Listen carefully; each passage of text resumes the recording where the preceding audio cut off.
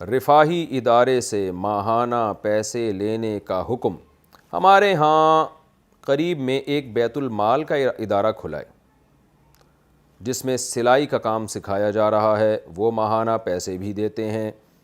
اگر میں اس میں داخلہ لے لوں تو کیا وہ پیسے میرے لیے جائز ہوں گے؟ رضوان صاحب کوئٹہ سے۔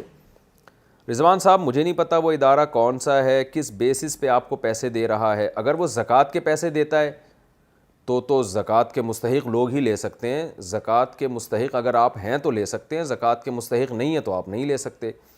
لیکن اگر آپ اس ادارے سے پوچھتے ہیں کہ بھائی کیا یہ پیسے زکوٰۃ کے علاوہ ہیں، اگر وہ کہتے ہیں ہاں بھائی یہ سب کے لیے، جو بھی سلائی سیکھے گا ہم اس کو دیں گے پیسے، اسکالرشپ ایک طرح کی ہے، تو پھر آپ کے لیے لینا جائز ہے۔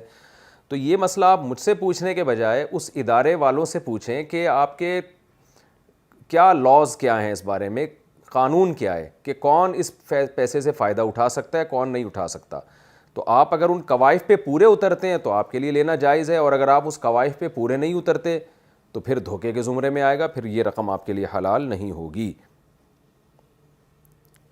کیا لڑکے کے رشتہ داروں کے بغیر نکاح ہو جائے گا؟ اگر لڑکا اور لڑکی نکاح کر لیں بغیر ماں باپ اور رشتہ داروں کی موجودگی میں، صرف لڑکی کی طرف سے اس کا ابا اور ایک کزن موجود ہو اور مہر بھی طے ہو جائے تو کیا یہ نکاح درست ہو جاتا ہے؟ عمران صاحب کشمیر سے۔ جی بالکل، کیونکہ لڑکی کے ابا موجود ہیں، کزن موجود ہیں، ابا موجود ہونا بھی کافی ہے، تو یہ دونوں گواہ بھی بن گئے۔ تو لڑکے کی طرف سے پھر کوئی بھی نہ ہو، اکیلا لڑکا ہی ہو وہ بھی ٹھیک ہے، تو دو گواہ بھی ہو گئے۔ یہ اس صورت میں بتا رہا ہوں کہ لڑکی بھی اس مجلس میں خود موجود ہو۔ تو لڑکی اگر خود موجود ہے اور اس کے ابا بھی ہیں، اس کا کزن بھی ہے، تو یہ ابا اور کزن گواہ ہو گئے، دو گواہ موجود ہیں اور ایجاب و قبول ہو گیا، تو بالکل نکاح ہو گیا، اس میں کوئی وہ حرج نہیں ہے۔ لیکن اگر لڑکی موجود نہیں ہے، صرف ابا موجود ہیں، تو پھر ابا کے علاوہ دو گواہ کا ہونا ضروری ہے، کیونکہ ابا تو لڑکی کے ولی بن جائیں گے اور دو گواہ اس کے علاوہ موجود ہوں، چاہے وہ لڑکے کی طرف سے ہوں، لڑکی کی طرف سے ہوں، یا کسی کی طرف سے بھی نہ ہو، ویسے ہی کوئی دو مسلمان بندے بیٹھے ہوئے وہاں پہ۔ تو ایجاب و قبول کی جو مجلس ہے اس میں لڑکا لڑکی کے علاوہ دو گواہوں کا ہونا ضروری ہے، یہ خوب سمجھ لیں۔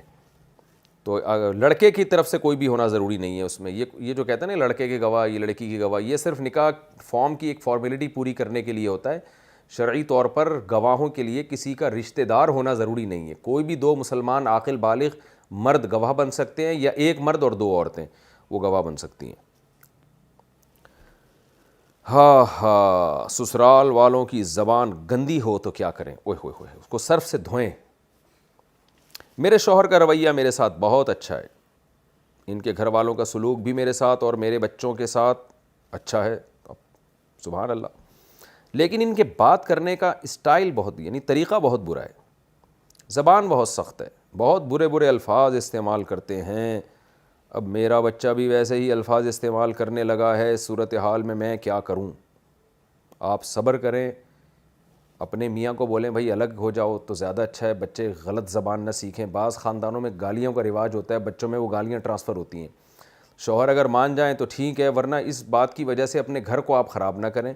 باقی ساری چیزیں اچھی ہیں تو چلو ایک چیز بری ہے، تو اس میں بچوں کو پیار محبت سے سمجھایا کریں، دیکھو بیٹا گالی دینا بہت بری بات ہے، ٹھیک ہے آپ کے نانا گالی دیتے ہیں، آپ کے دادا گالی دیتے ہیں، سوری یعنی نانا دادا سن نہ رہے ہوں کہیں، مجھے کیا پتہ یہ کون خاتون ہے، ہم تو ان نون پرسن سمجھ کے ہی کہہ رہے ہیں، کوئی خاتون اپنے بارے میں نہ سمجھیں کہ میرے بارے میں بات ہو رہی ہے یہ، تو ان کو بتا دیں کہ آپ کی نانی بھی بری بری باتیں کرتی ہیں، پتہ نہیں کون کون سے الفاظ استعمال کرتی ہیں، ڈکشنری میں ان کا مطلب ہی نہیں مل رہا ہمیں، آپ خود بیٹا دیکھو ڈکشنری میں آپ کو نہیں ملے گا یہ۔ تو محبت سے بچے کو سمجھا دیا جائے تاکہ، اور اس کا خیال کیا جائے کہ ان کے دل میں دادا دادی نانا نانی ماموں چچا ان کی نفرت نہ بیٹھ جائے کہیں۔ بعض مائیں ایسے سمجھا رہی ہوتی ہیں، دیکھو تمہارے چچا کیسا گندی زبان استعمال کرتے، دیکھا تم نے اپنی نانی کو دیکھا، سوری اپنی دادی کو دیکھا کیسی گندی زبان استعمال کرتی ہیں، تو اس سے بچے کے دل میں اپنے رشتہ داروں کی نفرت بیٹھتی ہے۔ تو بچے کی زبان کو گندا ہونے سے بھی بچانا ہے اور اس کے دل میں اپنے بڑوں کا احترام بھی ختم نہیں کرنا۔ تو اس کا طریقہ یہ ہے کہ آپ بچوں کو بتائیں کہ بیٹا آپ کی دادی، آپ کی جو وغیرہ وغیرہ جو بھی رشتہ دار ہیں ماشاءاللہ بہت اچھے ہیں، لیکن ان میں صرف ایک ہی خرابی ہے کہ وہ زبان اچھی استعمال نہیں کرتے۔ تو شریعت نے ہمیں حکم دیا ہے کہ ہم اپنے بڑوں کی اچھی چیزوں کو لیں اور بڑوں کی جو چیزیں اچھی نہیں ہیں ان کو نہ لیں۔ بڑے بہت اچھے ہیں, ان کے احسانات ہم پر بہت ہیں. مجھے یاد ہے ایک دفعہ ہمارے شیخ حضرت مفتی رشید احمد صاحب رحمہ اللہ تعالیٰ سے ہم نے بتایا کہ فلاں عالم جو ہیں, حضرت تو فرماتے ہیں کہ ہمیں ایسا کرنا چاہیے, جب کہ وہ فلاں بڑے بزرگ ہیں وہ تو اس طرح بول رہے تھے, تو وہ تو یعنی ان کے اندر تو یہ خرابی ہے. تو ہمارے حضرت نے فرمایا کہ دیکھیں وہ بزرگ ہیں, ان کا احترام کرنا چاہیے, لیکن بڑوں میں اگر کوئی خرابی ہو تو اس خرابی میں بڑوں کو فالو نہیں کرنا چاہیے. بڑوں کو اچھی چیزوں میں فالو کرنے کا حکم ہے, ہر چیز میں فالو کرنے کا حکم نہیں ہے. تو بعض دفعہ ہوتا ہے کوئی اچھا ہوتا ہے اس میں ایک آدھ خرابی ہوتی ہے.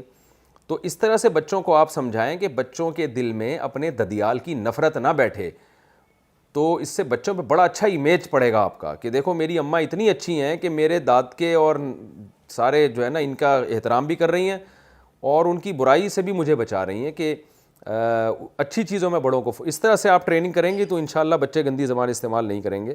لیکن یہ ہے بڑا عجیب سا مسئلہ, بڑوں کو چاہیے کم از کم بچوں کے سامنے اپنی زبان اچھی استعمال کر لیا کریں, بچے بڑے بگڑ جاتے ہیں. اللہ آپ کے سسرال میں اگر واقعی یہ خرابی ہے تو سسرال کو بھی ہدایت دے اور سسرائیل بننے سے بچائے اللہ.